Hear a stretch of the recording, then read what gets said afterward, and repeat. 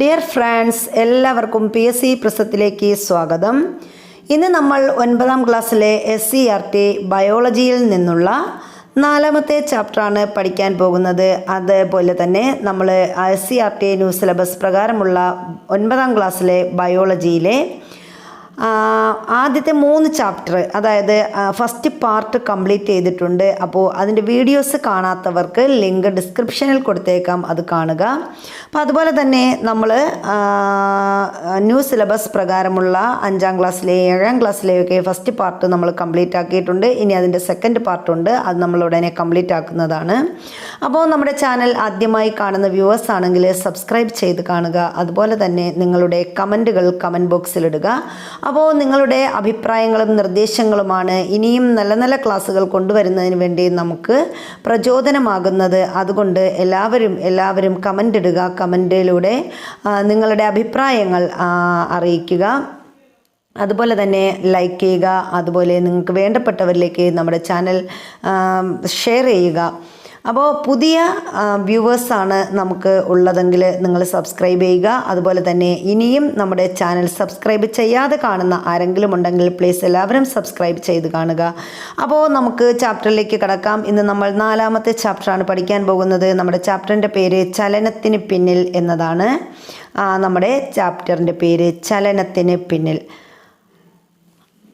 അപ്പോൾ ചലനത്തിന് പിന്നിൽ എന്ന് പറയുന്ന ഈ ചാപ്റ്ററിലൂടെ നമ്മൾ പഠിക്കുന്നത് ചലന വൈവിധ്യം, പേശികൾ, അസ്ഥിവ്യവസ്ഥ, വിവിധ ചട്ടക്കൂടുകൾ, പേശികളും വ്യായാമവും, പേശി തകരാറുകൾ, അസ്ഥികളും പരിണാമവും, സസ്യചലനങ്ങൾ എന്നിവയാണ് ഈ ചാപ്റ്ററിലൂടെ നമ്മൾ പഠിക്കാൻ പോകുന്നത്. അപ്പോൾ ഇവിടെ ഫസ്റ്റിൽ തന്നെ ഒരു പിക്ചർ കൊടുത്തിട്ടുണ്ട്. അപ്പോൾ വിവിധ തരത്തിലുള്ള ജന്തുക്കളുടെ ചലനമാണ് അവിടെ തന്നിരിക്കുന്നത്. അപ്പോൾ എന്തെല്ലാം തരം ചലനങ്ങളാണ് ചിത്രത്തിലെ ജീവികളിൽ കാണാൻ കഴിയുന്നത് എന്ന് ചോദിച്ചിട്ടുണ്ട്. അപ്പോൾ നമുക്കറിയാം, ചലനത്തിന് എന്താവശ്യമാണ്? ഒരു വസ്തു ചലിക്കാൻ അല്ലെങ്കിൽ ഒരു ജീവി ചലിക്കണമെങ്കിൽ അതിനെന്ത് ആവശ്യമാണ്? ഊർജം ആവശ്യമാണ്. ശരീരത്തിൽ ഉൽപ്പാദിപ്പിക്കുന്ന ഊർജത്തിൻ്റെ ഏറിയ പങ്കും ജന്തുക്കൾ ചലനത്തിനായിട്ടാണ് വിനിയോഗിക്കുന്നത്. അതിനാൽ സസ്യങ്ങളെ അപേക്ഷിച്ച് ജന്തുക്കൾക്ക് ഊർജത്തിൻ്റെ ആവശ്യം കൂടുതലാണ്. അപ്പോൾ സസ്യങ്ങളിലാണോ ഊർജം കൂടുതൽ വേണ്ടത്, ജന്തുക്കളിലാണോ ഊർജം കൂടുതൽ വേണ്ടത് എന്ന് ചോദിച്ചാൽ ആർക്കാണ് ഊർജം കൂടുതൽ ആവശ്യമായിട്ട് വരുന്നത്? അത് ജന്തുക്കൾക്കാണ്. ഇനി ഇവിടെ ഓരോ വിവിധ തരത്തിലുള്ള ചലനങ്ങൾ തന്നിട്ടുണ്ട്. എന്താണ്? അമീബയിൽ നടക്കുന്ന ആഹാര സമ്പാദനം, അതൊരു ചലനമാണ്. നമ്മൾ നമ്മുടെ ഉച്ഛ്വാസം, അതുപോലെ നിശ്വാസം, ഇതും ഒരു ചലനമാണ്. ഇനി പ്രകാശ സംശ്ലേഷണം, അവിടെയും നടക്കുന്നു, ചലനം നടക്കുന്നു. ഇനി എന്താണ്? വേട്ടയാടുന്നത്, അതായത് നമ്മുടെ കടുവ മാനിനെ പിടിക്കുന്നതും എന്താണ്? ഒരു തരത്തിലുള്ള ചലനമാണ്.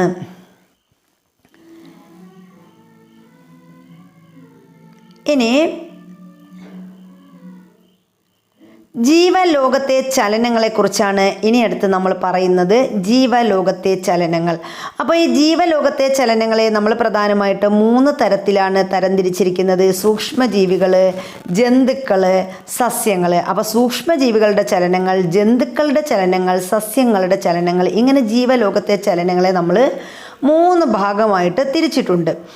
ഇനി സൂക്ഷ്മജീവികളെ നമ്മൾ എടുക്കുകയാണെങ്കിൽ ബാക്ടീരിയയിലെ ഫ്ലജെല്ലം, അമീബയിലെ കപടപാദം, പാരമീസിയത്തിലെ സീലിയ എന്നിവ ഉപയോഗിച്ചുള്ള ചലനങ്ങൾ സൂക്ഷ്മജീവികളിലെ വൈവിധ്യമാർന്ന ചലനങ്ങൾക്ക് ഉദാഹരണമാണ്. അപ്പോൾ സൂക്ഷ്മജീവികളിലെ വൈവിധ്യമാർന്ന ചലനങ്ങൾക്ക് ഉദാഹരണം പറഞ്ഞാൽ അതെന്തൊക്കെയാണ്? ബാക്ടീരിയയിലെ ഫ്ലജെല്ലം.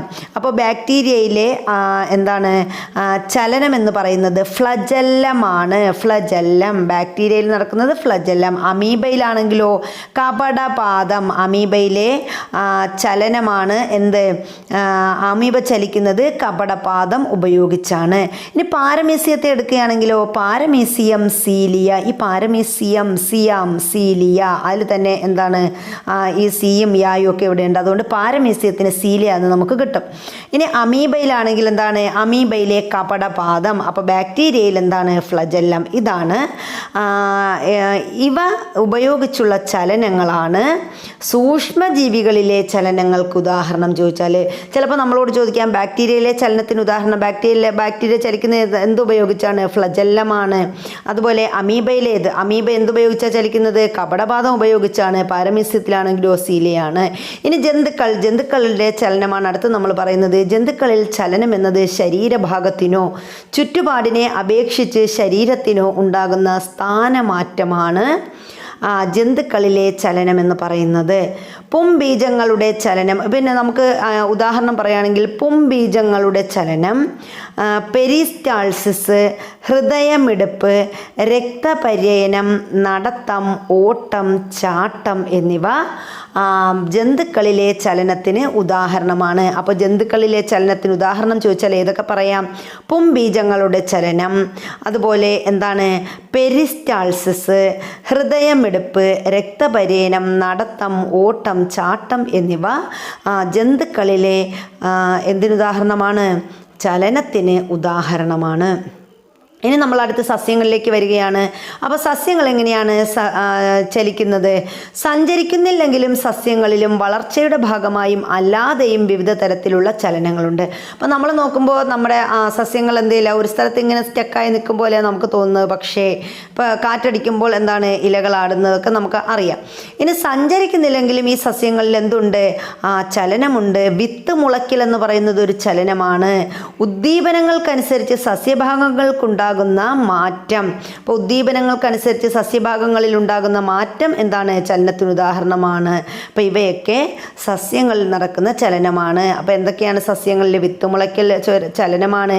ഉദ്ദീപനങ്ങൾക്കനുസരിച്ച് സസ്യഭാഗങ്ങൾക്കുണ്ടാകുന്ന മാറ്റവും ചലനങ്ങൾക്ക് ഉദാഹരണമാണ്.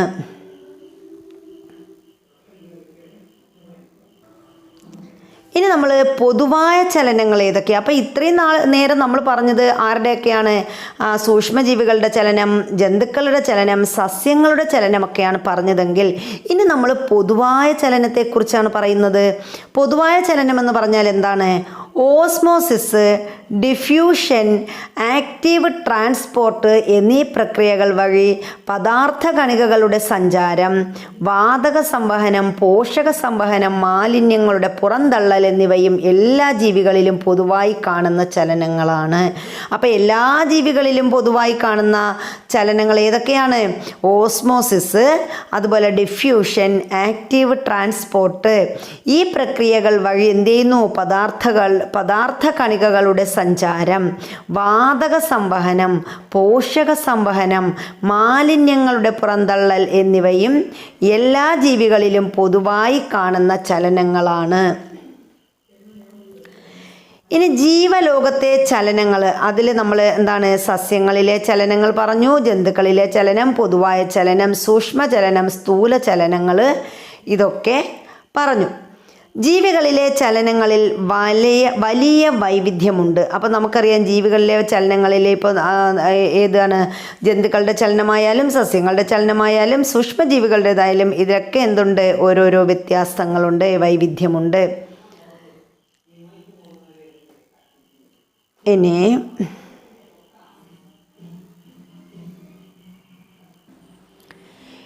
ഇവിടെ ചില ജീവികളുടെ ചലനോപാധികൾ തന്നിട്ടുണ്ട്. അപ്പോൾ ഏതൊക്കെയാണ്? ജീവികൾ ചലനോപാധി എന്ന് നൽകിയിട്ടുണ്ട്.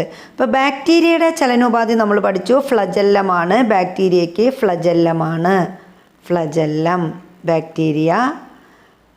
അതുപോലെ അമീബയിലാണെങ്കിൽ കപടപാദമാണെന്ന് നമ്മൾ പറഞ്ഞു, കപടപാദം. ഹൈഡ്രയിലാണെങ്കിൽ ഹൈഡ്ര, പാരമെസിയം ഇവയ്ക്കൊക്കെ സീലയാണ്. അപ്പോൾ ഇതാണ് എന്താണ്? ജീവികളും അവയുടെ ചലനോപാധികളും എന്ന് പറയുന്നത്. അപ്പോൾ സീലിയ എന്ന് പറയുന്നത് ആർക്കൊക്കെയാണ്? ഹൈഡ്രയ്ക്കുണ്ട്, പാരമെസിയം ഇവയ്ക്കൊക്കെ സീലിയകളാണ് ചലനോപാധികളായിട്ട് ഉപയോഗിക്കുന്നത്. ഇനി ശരീര ചലനങ്ങളെക്കുറിച്ചാണ് നമ്മൾ പറയുന്നത്. വിവിധ തരത്തിലുള്ള ശരീര ചലനങ്ങളുണ്ട്.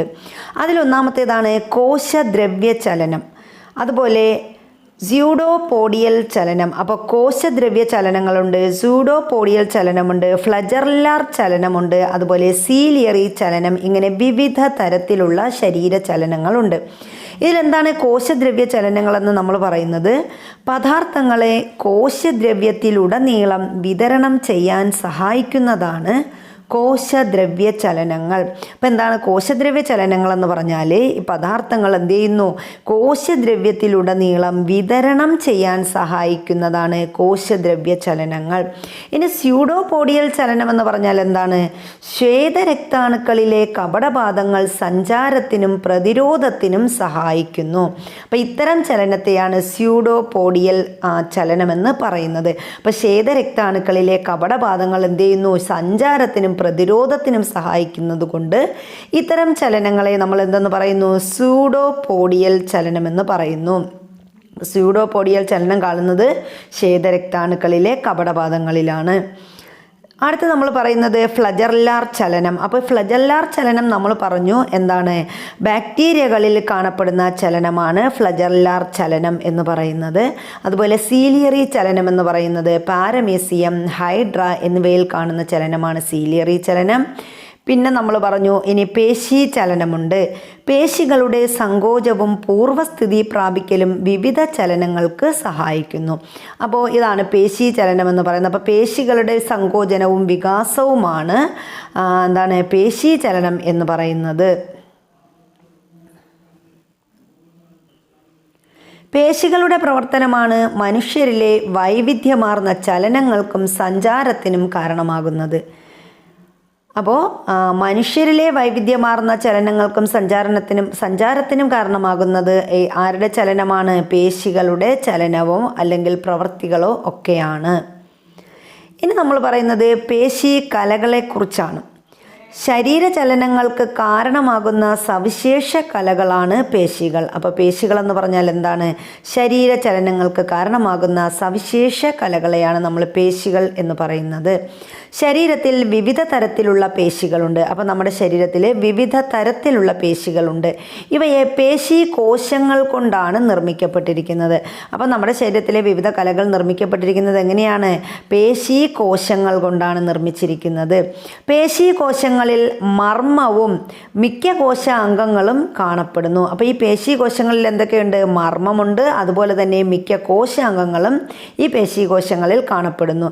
മറ്റ് കോശങ്ങളിൽ നിന്ന് വ്യത്യസ്തമായി ആക്റ്റിൻ, മയോസിൻ എന്നിങ്ങനെ അതിസൂക്ഷ്മങ്ങളായ പ്രോട്ടീൻ തന്തുക്കൾ ഇവയിൽ കൂടുതലുണ്ട്. അപ്പോൾ പേശി കോശങ്ങളിലുള്ളത് എന്തൊക്കെയാണ്? പേശി കോശങ്ങളിൽ കൂടുതലായി കാണപ്പെടുന്നത് ആക്റ്റിൻ, മയോസിൻ എന്നിങ്ങനെ അതിസൂക്ഷ്മങ്ങളായ പ്രോട്ടീൻ തന്തുക്കളാണ്.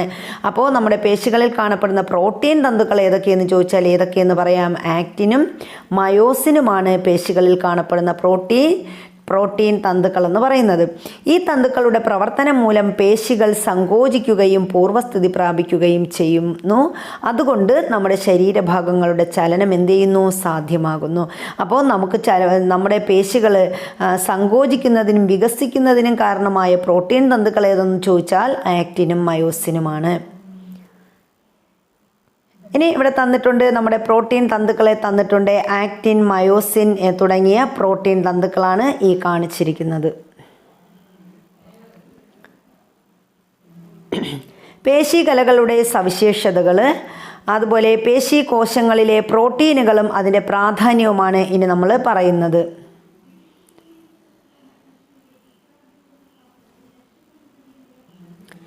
വിവിധ തരത്തിലുള്ള പേശികളാണുള്ളത്. ഏതൊക്കെയാണ്? അവയിൽ പ്രധാനപ്പെട്ടതാണ് അസ്ഥിപേശി, നമ്മുടെ മൃദുല പേശി, സ്മൂത്ത് മസിൽ എന്ന് പറയും, അസ്ഥിപേശി അല്ലെങ്കിൽ സ്കെൽറ്റൽ മസിൽ എന്ന് പറയും, അതുപോലെ ഹൃദയപേശി അഥവാ കാർഡിയാക് മസിൽ. ഇങ്ങനെ പല തരത്തിലുള്ള പേശികൾ നമ്മുടെ ശരീരത്തിലുണ്ട്. അപ്പോൾ അസ്ഥിപേശി, മൃദുലപേശി, ഹൃദയപേശി തുടങ്ങിയ വിവിധ തരത്തിലുള്ള പേശികളാണ് നമ്മുടെ ശരീരത്തിലുള്ളത്. ഇനി നമുക്കിവിടെ പേശികളുടെ പേര് തന്നിട്ടുണ്ട്, അതുപോലെ അസ്ഥികളുമായി ബന്ധിപ്പിച്ചിരിക്കുന്ന പേശികൾ. അപ്പം നമുക്കറിയാം അസ്ഥികളുമായി ബന്ധിപ്പിച്ചിരിക്കുന്ന പേശികൾ ഏതാണ്? അത്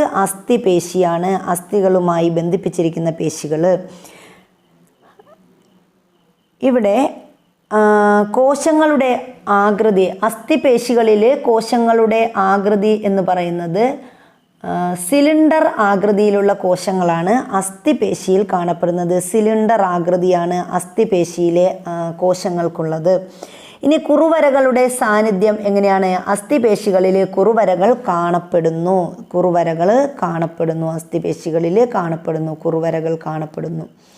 ഇനി ശാഖകൾ എന്ന് പറയുമ്പോൾ അസ്ഥികളുമായി ചേർന്നാണ് കാണപ്പെടുന്നത്. അപ്പോൾ അസ്ഥികളുമായി ചേർന്ന് കാണപ്പെടുന്നു ശാഖകളുണ്ട്.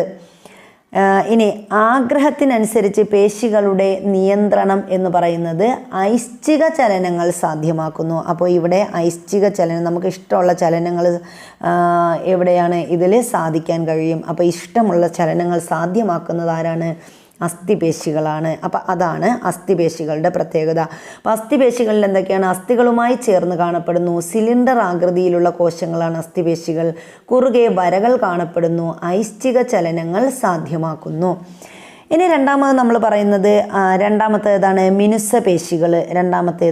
മിനുസപേശികൾ എന്ന് പറയുന്നത്. അപ്പോൾ പൊള്ളയായ ആന്തരാവയവങ്ങളിലെ പേശികൾക്ക് ഉദാഹരണം ചോദിച്ചാൽ അത് മിനുസപേശികളാണ്. അപ്പോൾ മിനുസപേശികളിലെ പ്രത്യേകതകൾ എന്താണ്? കോശങ്ങളുടെ ആകൃതി എന്ന് പറയുന്നത് സ്പിൻഡിൽ ആകൃതിയുള്ള കോശങ്ങളാണ് മിനുസപേശികൾ എന്ന് പറയുന്നത്. അപ്പം മിനുസപേശികളുടെ ആകൃതി എന്താണ്?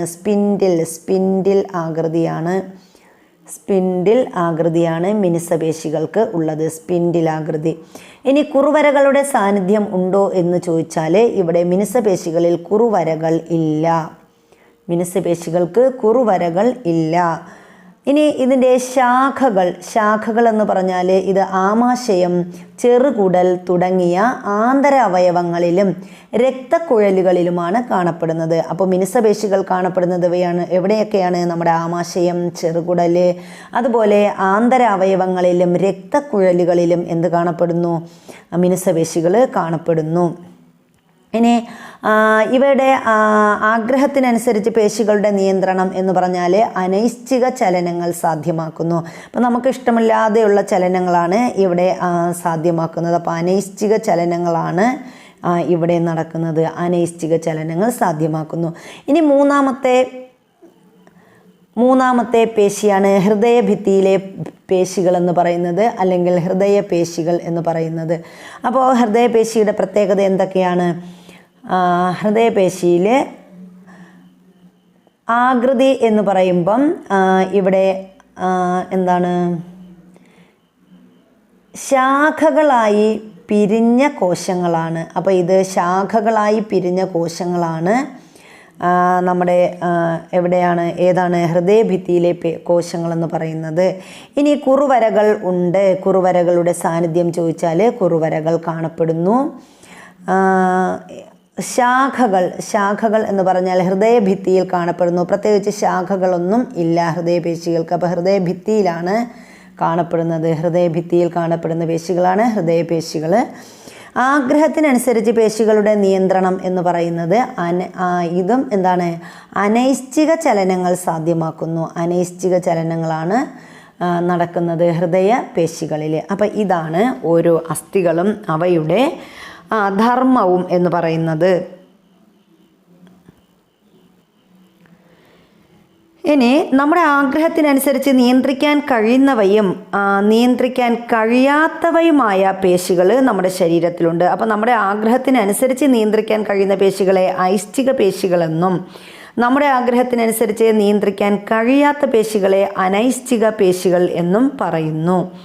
ഇനി ഇവ ഓരോന്നിനെക്കുറിച്ചുമാണ് നമ്മുടെ ഐച്ഛിക പേശികൾ, അതായത് നമ്മുടെ ആഗ്രഹത്തിനനുസരിച്ച് ചലിപ്പിക്കാൻ കഴിയുന്നത് കൈകളിലെ പേശികൾ, കാലുകളിലെ പേശികൾ, തലയിലെ പേശികൾ ഒക്കെ നമ്മുടെ ആഗ്രഹത്തിനനുസരിച്ച് നമുക്ക് എന്ത് ചെയ്യാൻ പറ്റുന്നതാണ്? ചലിപ്പിക്കാൻ കഴിയുന്ന പേശികളാണ്. ഇനി അനൈച്ഛിക പേശികൾ എന്ന് പറഞ്ഞാൽ ഏതൊക്കെയാണ്? അന്നനാളത്തിലെ പേശികൾ, അല്ലെങ്കിൽ ആമാശയത്തിലെ പേശികൾ, ചെറുകുടലിലെ പേശികൾ, അതുപോലെ നമ്മുടെ ആന്തര അവയവങ്ങളിലെ പേശികൾ. ഇതൊന്നും നമുക്ക് ഇഷ്ടത്തോടെ എന്ത് ചെയ്യാൻ പറ്റത്തില്ല, ചലിപ്പിക്കാൻ പറ്റത്തില്ല. അങ്ങനെയുള്ള പേശികളെയാണ് നമ്മൾ അനൈച്ഛിക പേശികളെന്ന് പറയുന്നത്. ഇനി ഇവിടെ കൈകൾ മടക്കുകയും നിവർത്തുകയും ചെയ്യുന്നത് ഐച്ഛിക ചലനമാണ്. അപ്പം നമ്മുടെ കൈകൾ നമ്മൾ മടക്കുകയും നിവർത്തുകയും ചെയ്യുന്ന ചലനം എന്ന് പറയുന്നത് ഐച്ഛിക ചലനമാണ്.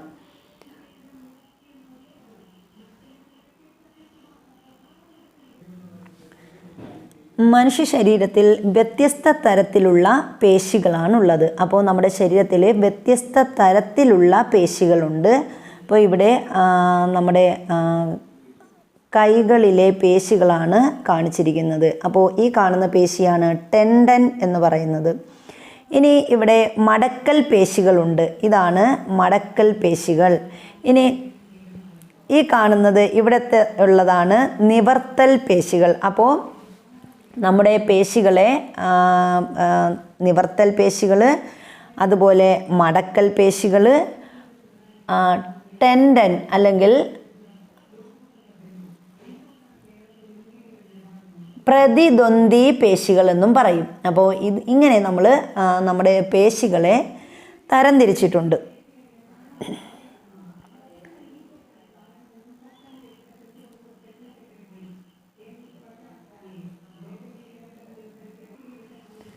കൈകൾ നിവർത്തുമ്പോൾ സങ്കോചിക്കുന്ന പേശിയെ നിവർത്തൽ പേശി എന്നാണ് പറയുന്നത്. അപ്പോൾ കൈകൾ നിവർത്തുമ്പോൾ സങ്കോചിക്കുന്ന പേശിയെ നമ്മൾ എന്തെന്ന് പറയുന്നു? നിവർത്തൽ പേശി എന്ന് പറയുന്നു. കൈകൾ മടക്കുമ്പോൾ അയയുന്ന പേശിയെയും എന്തെന്നാണ് പറയുന്നത്? അതും നിവർത്തൽ പേശിയാണ്. ഇനി കൈകൾ നിവർത്തുമ്പോൾ അയയുന്ന പേശിക്ക് മടക്കൽ പേശി എന്നാണ് പറയുന്നത്. അതുപോലെ കൈകൾ മടക്കുമ്പോൾ സങ്കോചിക്കുന്ന പേശി ഏതെന്ന് ചോദിച്ചാലും അത് ഏത് പേശിയാണ്? അത് മടക്കൽ പേശികളാണ്. കൈയിലെ പേശികളിൽ ഒന്ന് സങ്കോചിക്കുമ്പോൾ മറ്റേത് അയയുന്നു. ഇത്തരം പേശി ജോഡികൾക്ക് പറയുന്നതാണ് പ്രതിദ്വന്ദ്വി പേശികൾ. അപ്പോൾ നമ്മൾ ഒരു പേശി സങ്കോചിക്കുമ്പോൾ മറ്റേ പേശി എന്ത് ചെയ്യുന്നു? അയയുന്നു. ഇത്തരം പേശികൾക്ക് പറയുന്ന പേരാണ് പേശി ജോഡികൾ അല്ലെങ്കിൽ പ്രതിദ്വന്ദ്വി പേശികൾ എന്നാണ് പറയുന്നത്.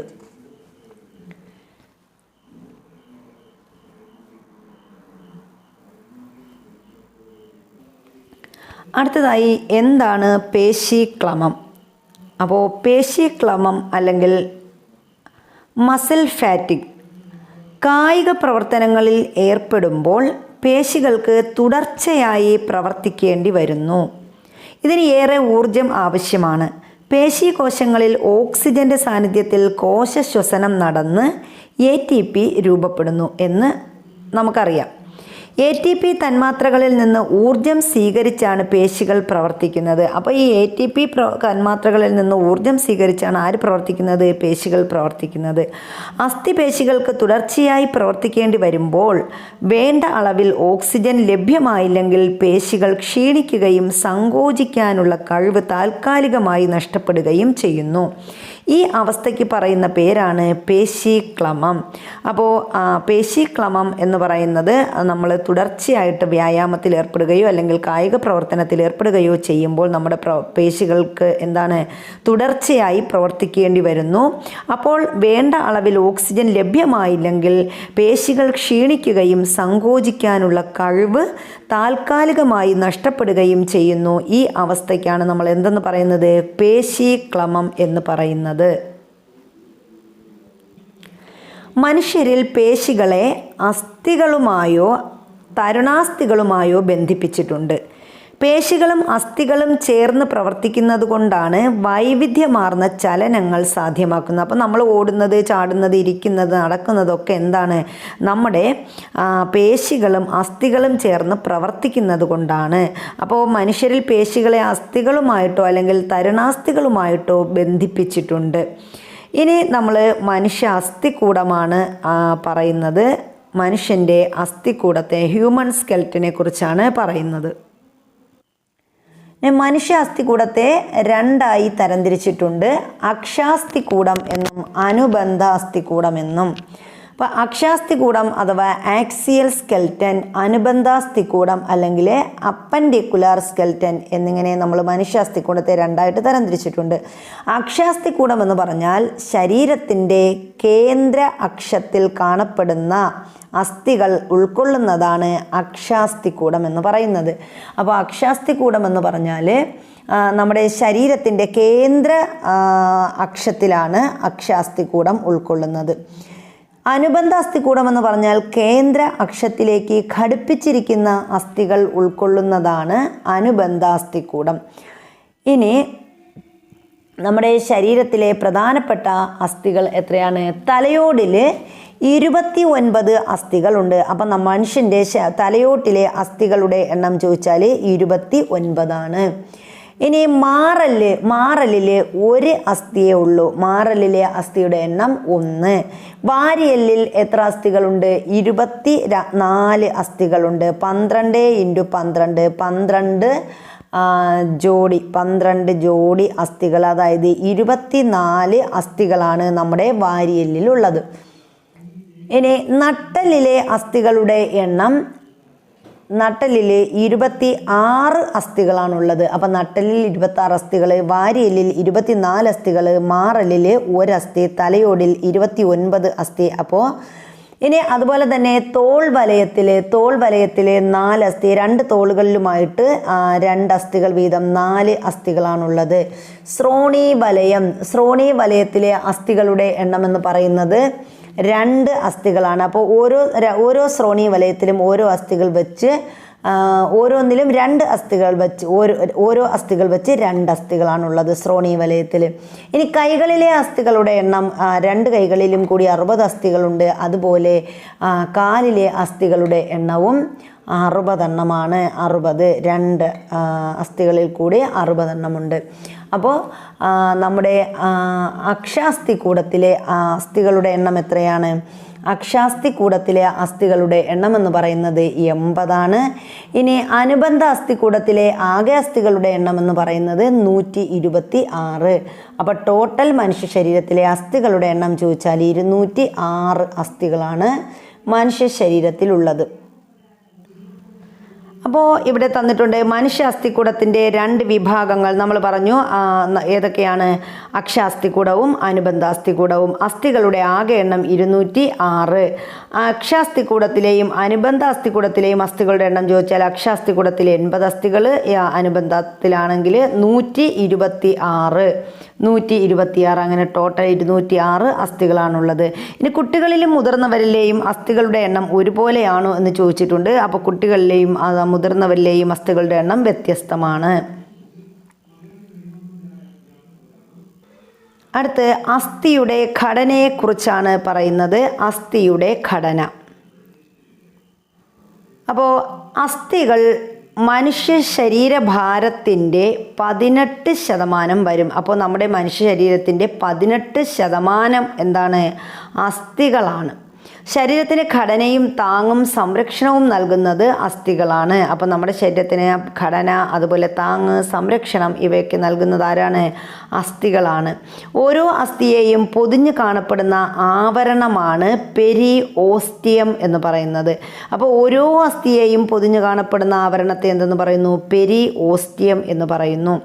അസ്ഥികളിൽ രക്തക്കുഴലുകളും നാഡികളും ലിംഫ് വാഹികളും കാണപ്പെടുന്നു. അപ്പോൾ അസ്ഥികളിൽ എന്തൊക്കെയുണ്ട്? രക്തക്കുഴലുകളുണ്ട്, നാഡികളുണ്ട്, ലിംഫ് വാഹികളൊക്കെ ഉണ്ട്. കാൽസ്യം, ഫോസ്ഫേറ്റ്, അതുപോലെ കൊളാജൻ, പ്രോട്ടീൻ, ലവണങ്ങൾ എന്നിവ അസ്ഥിക്ക് കാഠിന്യവും ബലവും നൽകുന്നു. അപ്പോൾ അസ്ഥിക്ക് കാഠിന്യവും ബലവും നൽകുന്നത് എന്തൊക്കെയാണ്? കാൽസ്യം, അതുപോലെ ഫോസ്ഫേറ്റ്, കൊളാജൻ, പ്രോട്ടീൻ, ലവണങ്ങൾ എന്നിവ അസ്ഥിക്ക് കാഠിന്യവും ബലവും നൽകുന്നവയാണ്. അസ്ഥികളുടെ വളർച്ച, കേടുപാടുകൾ പരിഹരിക്കൽ, ധാതുക്കളെ നിക്ഷേപിച്ച് എല്ലുകളെ ശക്തവും ദൃഢവുമാക്കൽ എന്നിവ നിർവഹിക്കുന്നത് അസ്ഥികളിലെ ഓസ്റ്റിയോബ്ലാസ്റ്റ് കോശങ്ങളാണ്. അപ്പോൾ അസ്ഥികളിൽ കാണപ്പെടുന്ന കോശങ്ങൾക്ക് പറയുന്ന പേരാണ് ഓസ്റ്റിയോബ്ലാസ്റ്റ് എന്നാണ് പറയുന്നത്. അസ്ഥികളിൽ കാണപ്പെടുന്ന കോശങ്ങളാണ് ഓസ്റ്റിയോബ്ലാസ്റ്റ്. ഈ ഓസ്റ്റിയോബ്ലാസ്റ്റുകളാണ് എന്ത് ചെയ്യുന്നത്?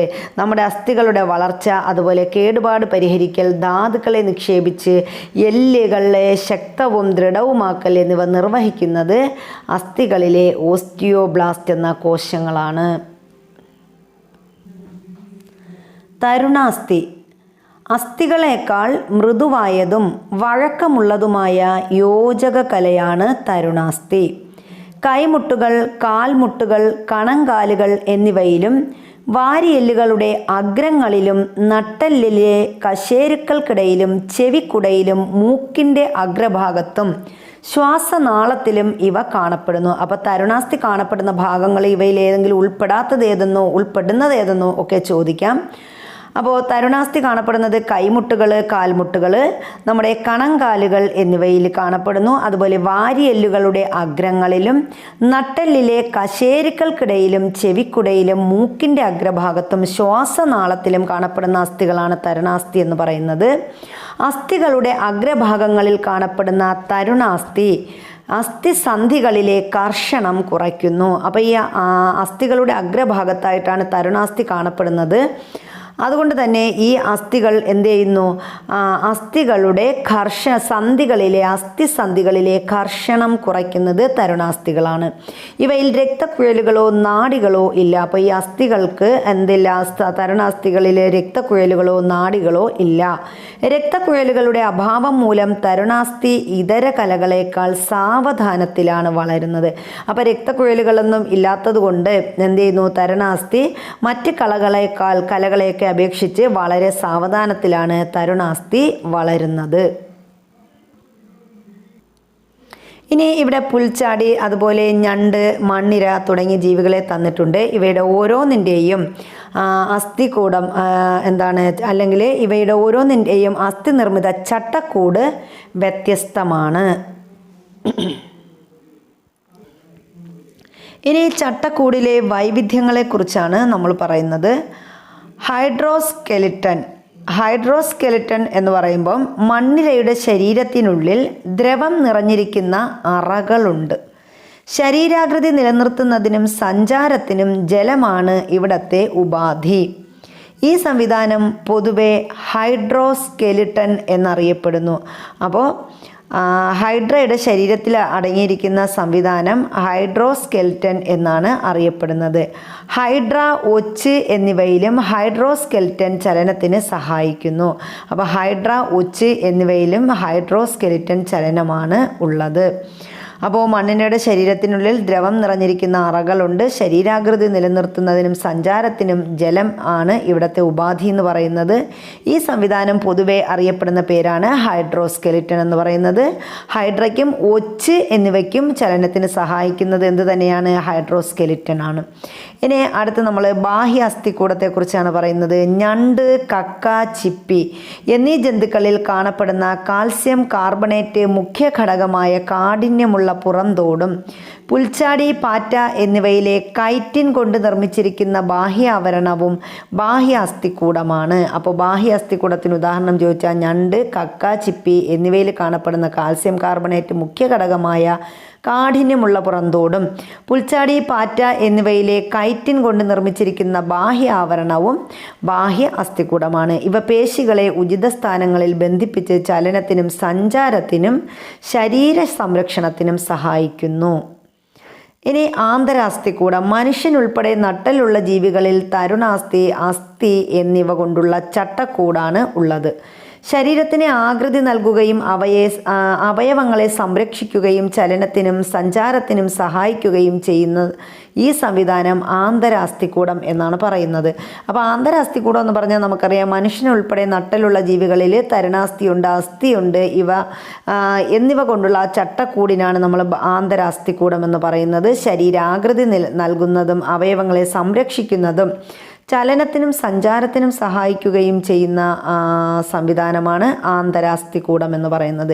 ഇനി ശരീരചട്ടക്കൂട് ഹൈഡ്രോസ്കെലിറ്റൻ ഉള്ളത് ഏതൊക്കെ ജീവികളിലാണെന്ന് നമ്മൾ പറഞ്ഞു. മണ്ണിര, ഒച്ച് എന്നിവയ്ക്കാണ് ഹൈഡ്രോസ്കെലിറ്റൻ ഉള്ളത്. മണ്ണിര, ഒച്ച് എന്നിവയ്ക്ക് ഹൈഡ്രോസ്കെലിറ്റൻ. ഇനി ബാഹ്യ അസ്ഥികൂടം ഉള്ളത് ആർക്കൊക്കെയാണ്? ബാഹ്യ അസ്ഥികൂടം എന്ന് പറയുമ്പം ഞണ്ടിന്, അതുപോലെ കക്ക, ചിപ്പി, പിന്നെ ഏതാണ് നമ്മുടെ പുൽച്ചാടി, പാറ്റ എന്നിവയിലൊക്കെ ബാഹ്യ അസ്ഥികൂടമാണ് ഉള്ളത്. ഇനി ആന്തരാസ്ഥികൂടമുള്ളത് ആർക്കൊക്കെയാണ്?